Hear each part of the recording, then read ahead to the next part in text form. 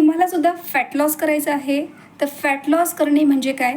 आपली बिघडलेली जीवनशैली आहे ती पूर्ण परत रुटीनमध्ये आणणे. आपली बिघडलेली जीवनशैली बदलणे म्हणजे काय? जसं आपण झोपत नाही आहे, आपण हार्डली 5-6 तास झोपतोय. ओके, ते आपण झोपल्यावरती आपण मध्ये उठतो, तर हे टाळायचं आहे. एकदा झोपल्यावर कंटिन्यू अशी झोप झाली पाहिजे, 7 तासांनी तुम्ही उठलं पाहिजे. ही बिघडलेली लाईफस्टाईलमधलं सगळ्यात महत्त्वाची गोष्ट. दुसरं, बाहेरचं खाण्याची आपल्याला सवय लागलेली आहे, चटपटीत खाण्याची आपल्याला सवय लागलेली आहे, ही सवय बंद करावी लागेल. तिसरं, टी व्ही बघत, मोबाईल बघत खाण्याची आपल्याला सवय लागलेली आहे, ही सवय आपल्याला बंद करावी लागेल. आपण व्यायाम बिलकुलही करत नाही, 4 दिवस करतो, 5 दिवस करतो, सोडून देतो, मग कधीतरी 2 महिन्यांनी करतो, अंग दुखतं.